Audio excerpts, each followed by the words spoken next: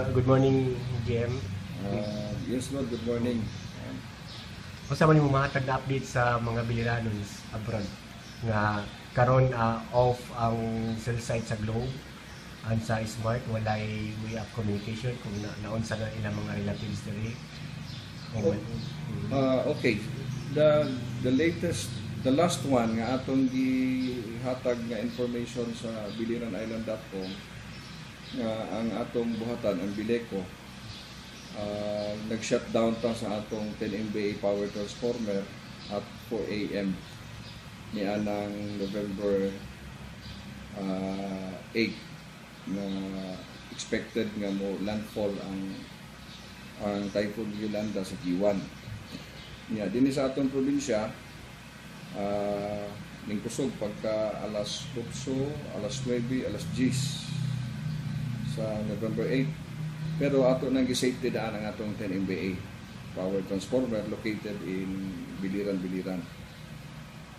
So, pagkahuman niya na, pagka alas 5 sa hapon, human nga may labay na ang bagyong Yolanda, ang atong standard operating procedure ang atong mga assigned personnel per area, automatic nakahatag na og mga reports as to damage sa atong mga distribution system structures. So, karon nga pagkakaron, kagahapon, doon na natay report nga 250 structures, all of primary line. Kay ang atong unahon, ang atong mga primary o naasa din na located ang atong mga highway.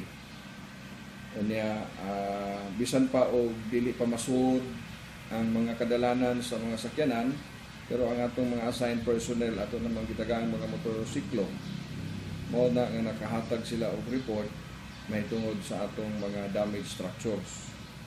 So sa ako nang gikasulti dunay 250 structures gikan sa Esperanza paingon sa Biliran, partial report 64 structures, and then ang atong Biliran Naval Line Section 78 structures. Almeria, Naval Almeria, around 60. So all in all, ang partial, walay labot pa ang Kawayan Kulaba Line Section, ang Kabukgayan Kaibiran, and Kaibiran Tukulaba. So nagsige patag paabot og mga reports sa atong field personnel. Pero sa mga area nga mga na-identify na ang mga structures, as of kagahapon, November 9, nag-start na ang atong delivery of materials. No? Doon na tayo mga gihimong pagpangandam, pero sa kadaghanon sa mga structures nga nangatumba, tingali ang atong stocks, good for Biliran Kabukgayan, Biliran Naval, and Naval Almeria. And then magpaabot pa ta sa uban pang mga deliveries nga mga line hardwares kay tibuok man gyud ni, tibuok probinsya sa Biliran. So karon nga pagkakaron safe ta nga mosulti mga around 70 to 75% sa atong distribution system sa tibuok probinsya sa Biliran gi-damage jud ni Yolanda. 70 o 70 to 75% sa distribution system. So atong higatangan generator man ta. Generator ang higatangan. Although walay daot ang generator, okay ang atong planta, pero ang atong primary distribution system sa duha ka barangay sa higatangan, doon naman Mabini ang Libertad, doon naman po yung mga tumbang ang mga structures. So mo nang dili punta makapaanda sa atong generator.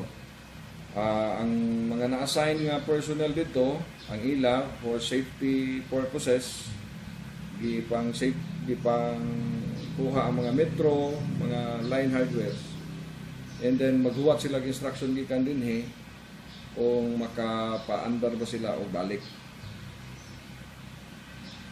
So far mao lang na usa ang atong mahatag.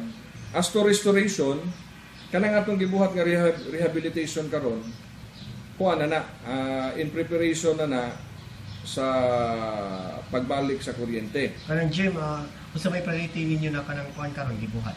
All primary lines. All primary lines. All primary lines like Biliran Naval. Kaya ang atong substation na aman sa Biliran. Pero mag-agad punta sa unsay mahitabo dito sa Limon Biliran line nga 69 kV. So far, GM, unsa may reported ninyo dito na unsa man po dito? Sa karon nga pagkakaroon tungod kay wa gyud tay communication, ang amo lang din sa Bilico, ang among local communication mo ang atong mobile radio, ang tanan natong mga sakyanan, duha ka boom truck, 12 ka crew cabs, pulos dunay communication system. So for local operation. Karon wa may balita sa Tacloban, wala may balita nga nakuha sa Ormoc ug uban pa nga mga electric cooperative sa Leyte. So bali ang atong gibuhat, ang ato lang yung kaugalingong paningkamot dinhi mismo sa atong probinsya, naa na may mga standard operating procedures. Mao na nga ang atong mga tao as of kagahapon pa sa buntag mobilized na. Unya na-assign na sila sa ilang mga area o ongoing na ang rehabilitation sa Biliran Naval line section. GM, namin na dawat na report na grabe daw ang kuan sa Ormoc. Halos tanan guba daw, walay bisag madato nga pobre, guba jud ang kuan. Do you think assuming na daghan po nga putol dito ng mga usa ni kuan tawagan nang 16 sa 69 kV. Oo. Assuming transmission line. Assuming na daghan nga bali sa dito. So pila ka semana or kabuwan para makapasiga lang ang naval? Kung ako, sa akong responsibility as General Manager of Biliran Electric Cooperative, in 10 to 15 days, kay nagsugod naman gani ang atong rehabilitation effort karon. Nagsige na og trabaho ang atong mga tao. 6 to 6. 6 in the morning up to 6 in the afternoon. 10 to 15 days, ang primary lines from the substation Biliran to Naval, kaya kayo na sa atong mga linemen. Ang atong gitan-aw karon ang supply gikan sa Limon Biliran kay doon naman tayo 69 kV transmission line managed by NGCP. Ila sa itong responsibilidad dito.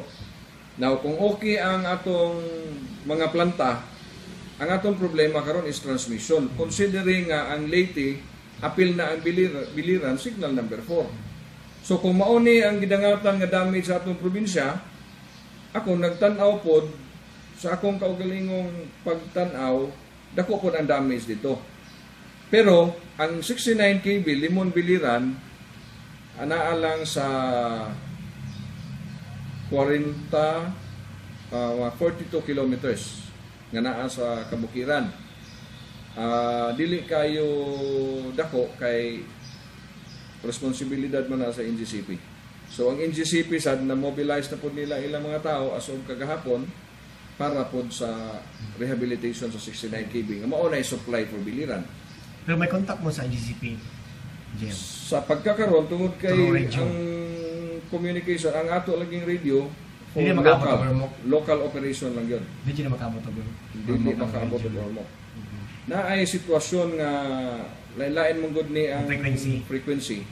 Na ay sitwasyon nga makadikit siguro ang frequency, makamonitor ta sa ila. But not maka-communicate sa ila through radio. So, ang imong parting statement dyan sa atong mga kaigsunan. Ning agi na ta in 2006 ning agi tag Sinyang followed by GM so far sa tanang bagyo unsa man gyud pinakadako na damage sa nakuan kini karon kay mao man ni ang kuan para sa ako ang Pag-asa accurate man sila sa ilang weather forecast kay ning landfall gyud sa Giwan 4 AM ning agi dinhi sa atong probinsya alas 8, alas 9, alas 10 ngadto na sa alas 11 hantod nga ning hinay ang hangin pagka lampas na alas 12.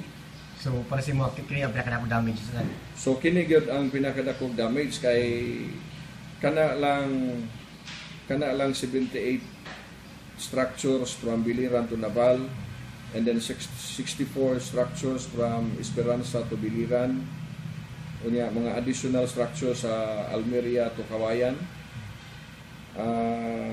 Mo ginay pinakakusog kay ako naman ang GM in 2006 nga na ay bagyong Sinyang, gisundan og Frank, gisundan og bagyong Gilas, o ang uban pang mga hinay nga mga bagyo. Pero sa karon nga pagkakaroon mao gyud toy pinakakusog. Unya ang atong mga structures tumba man gyud. Bali tumba. So parting statement dyan. Dili man ni atong wa may mabasol ni ining pag-agi o bagyo.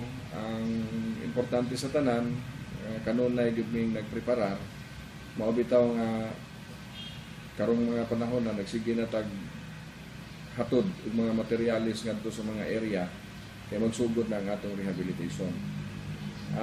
Bisan unsang klaseng panghinabo ato lang tan-awon kanunay nga andam ta sa tanan. So ang Bileco maningkamot nga mabalik na to ang atong distribution system o magpaabot ta sa development sa Limon Biliran nga mooy agian sa supply. Sa pagkakaroon wala usay commitment kung pila ka adlaw o pila ka semana, basta ang atong mga tao naningkamot 6 to 6 sa rehabilitation effort. Thank you, sir. Kanalaw sa lon.